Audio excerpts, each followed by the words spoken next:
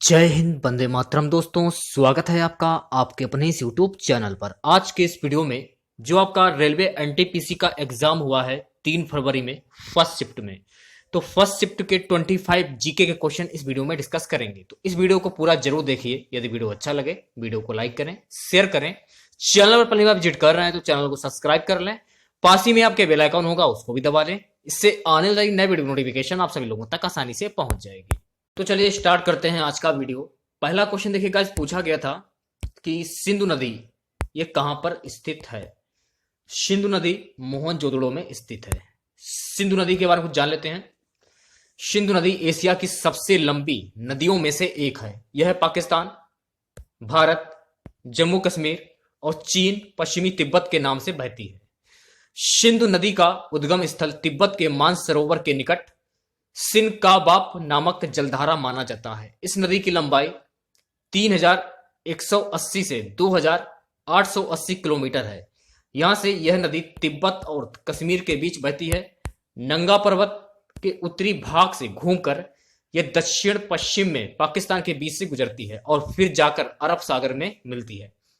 इस नदी का ज्यादातर अंश पाकिस्तान में प्रभावित होता है। यह पाकिस्तान की सबसे लंबी और राष्ट्रीय नदी है। तो इस क्वेश्चन से आप लोगों को इतनी जानकारी मिल जाती है। चलिए बात करते हैं नेक्स्ट क्वेश्चन की।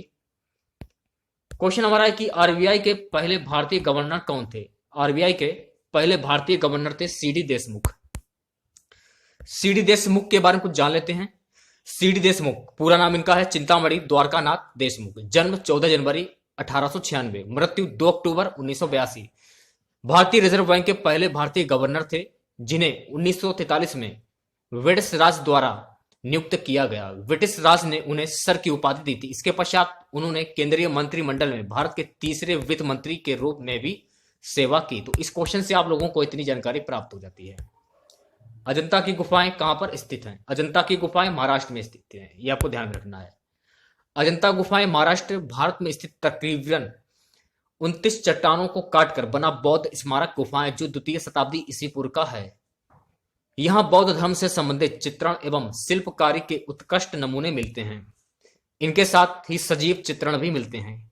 यह गुफाएं अजंता नामक गांव के सतनिकट में स्थित है, जो कि महाराष्ट्र के औरंगाबाद जिले में स्थित है। निर्देशांक 20 डिग्री से 30 उत्तर, 75 डिग्री से 40 पूर्व। अजंता गुफाएं सन 1983 से यूनेस्को की विश्व धरोहर स्थल घोषित है। एक आपका रीजन का क्वेश्चन पूछा गया था। यदि यूपी को लखनऊ कहेंगे तो एमपी को क्या कहेंगे। एमपी को भोपाल कहेंगे। ठीक है। अगला क्वेश्चन, किस देश में परमाणु रिएक्टर की संख्या सबसे अधिक है। अमेरिका देश में परमाणु रिएक्टर की संख्या सबसे अधिक है। अब आपको एक क्वेश्चन का आंसर कमेंट बॉक्स में बताना है। अमेरिका के नए राष्ट्रपति की शपथ किसने ली है, यह आपको बताना है। दूसरा, विदेश मंत्री कौन है अमेरिका के। ये 2 क्वेश्चन के आंसर आपको कमेंट बॉक्स में बताने हैं। 1866 में ईस्ट इंडिया एसोसिएशन की स्थापना किसने की थी। 1866 में ईस्ट इंडिया एसोसिएशन की स्थापना दादा भाई नौरोजी ने की थी। ब्रिटिशों के समक्ष भारतीयों का दृष्टिकोण रखने के लिए दादा भाई नौरोजी ने वर्ष 1867 में भारतीय राष्ट्रीय कांग्रेस के पूर्ववर्ती संगठन ईस्ट इंडिया एसोसिएशन की स्थापना की। जल्द ही इसे अंग्रेजों का समर्थन मिलने लगा और यह ब्रिटिश संसद में भी प्रभावी रूप से अपनी पहचान बनाने में सफल हुई। तो इस क्वेश्चन से आप लोगों को इतनी जानकारी प्राप्त हो जाती है। नेक्स्ट क्वेश्चन की बात करते हैं। पंचवर्षीय योजना प्रारंभ की गई। पंचवर्षीय योजना 9 जुलाई 1951 को प्रारंभ की गई। सोने का प्रतीक है AU। असहयोग आंदोलन किस वर्ष में हुआ था। काफी इंपॉर्टेंट क्वेश्चन है। 1920 में। तो इसके बारे में जान लेते हैं विस्तार पूर्वक। सितंबर 1920 से फरवरी 1922 के बीच महात्मा गांधी तथा भारतीय राष्ट्रीय कांग्रेस के नेतृत्व में असहयोग आंदोलन चलाया गया, जिसने भारतीय स्वतंत्रता आंदोलन को एक नई जागृति प्रदान की। जालियांवाला बाग नरसंहार सहित अनेक घटनाओं के बाद गांधी जी ने अनुभव किया कि ब्रिटिश हाथों में एक उचित न्याय मिलने की कोई संभावना नहीं है। इसलिए उन्होंने ब्रिटिश सरकार से राष्ट्र के सहयोग को वापस लेने की योजना बनाई और इस प्रकार असहयोग आंदोलन की शुरुआत की गई और देश में प्रशासनिक व्यवस्था पर प्रभाव हुआ। यह आंदोलन अत्यंत सफल रहा क्योंकि इसे लाखों भारतीयों का प्रोत्साहन मिला। इस आंदोलन से ब्रिटिश प्राधिकारी हिल गए। गाइस, यदि आपको इस पेपर का पीडीएफ चाहिए तो आप हमारा टेलीग्राम ग्रुप ज्वाइन कर लीजिए। टेलीग्राम ग्रुप का लिंक वीडियो के डिस्क्रिप्शन में दिया गया है, तो जल्दी से ज्वाइन करें आप लोग। क्वेश्चन पूछा गया था गोवा के मुख्यमंत्री कौन है, तो गोवा के मुख्यमंत्री हैं प्रमोद सावंत। रविन्द्रनाथ टैगोर साहित्य पुरस्कार 2019 में किसे सम्मानित किया गया? रविन्द्रनाथ टैगोर साहित्य पुरस्कार से 2019 में राणा दास गुप्ता को सम्मानित किया गया। अगला क्वेश्चन देखिए, NASSCOM का फुल फॉर्म क्या होगा? National association of software and service companies. नरमपंथी दल से कौन संबंधित है? लाला लाजपत राय नरमपंथी दल से संबंधित हैं। भारतीय रिजर्व बैंक के प्रथम गवर्नर ओरसवन स्मिथ थे, ठीक है। भारतीय रिजर्व बैंक के 25वें गवर्नर संभाल चुके हैं। ओरसवन स्मिथ आरबीआई के पहले गवर्नर थे और शक्तिकांत दास वर्तमान समय में गवर्नर है, जिन्होंने 11 दिसंबर 2018 को इस पद को संभाला था। एक क्वेश्चन आपका किसान सम्मान निधि योजना से था, इसके बारे में जान लेते हैं।